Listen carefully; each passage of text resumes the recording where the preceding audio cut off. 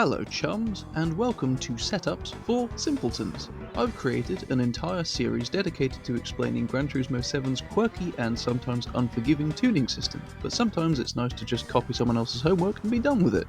So in this series I will take one car at a time, show a complete setup, and a lap of the Nürburgring for good measure. Disclaimer, if you use my setup it does not mean you're a simpleton. Let's begin! Back when my channel first reached 1,000 subscribers, I started a series called Taming A Monster, and the first car I featured was this, the 930 Turbo with the Gr.3 engine swap. Looking back, I did a quite terrible job, so I wanted to revisit this car and give it a second chance. For the visuals, the wide body has been fitted to allow wider tyres. The wheels are in the standard size, which also happens to be the smallest. Increasing the size of the wheels can make the handling more direct, which is probably not a great idea in a car as twitchy as this. I have fitted a front splitter for front downforce, a rear diffuser for extra front and rear downforce, and a rear wing. Both rear wing options provide the same rear downforce values. On my first attempt with this car, I wasn't as familiar with the tuning system as I am now, and I made several changes which would hinder more than help. In the old setup, I had natural frequency and anti-roll bars set higher at the front, which I thought would help with oversteer. The trouble is it only helps with power oversteer, and it actually makes lift-off oversteer worse. Not ideal in a Porsche. The same goes with the front toe angle. I added toe in, but that also increases lift-off oversteer.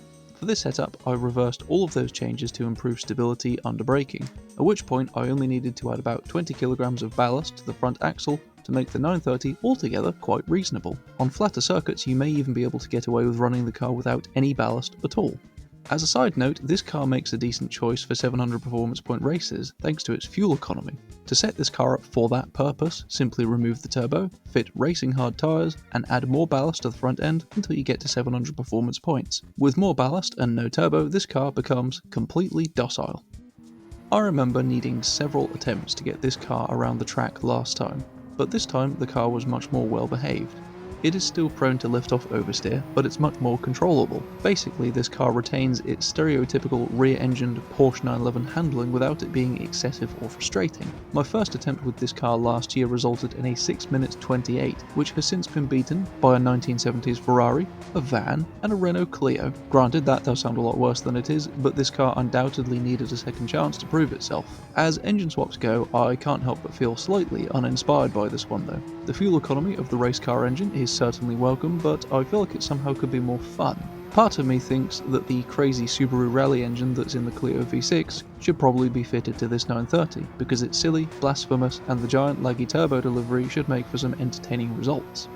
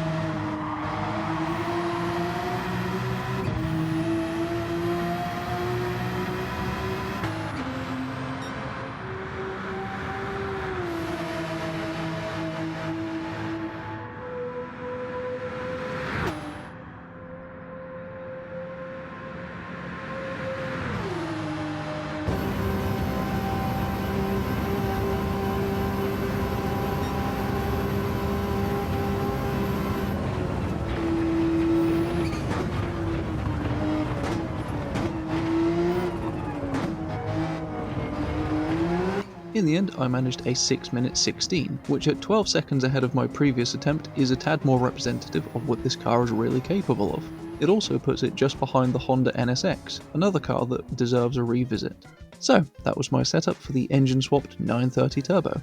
I hope it helped. Thank you very much for watching. Please do like, subscribe, and punch me in the bell so that you get notified of my future uploads. Take care of yourself, and ta-ra.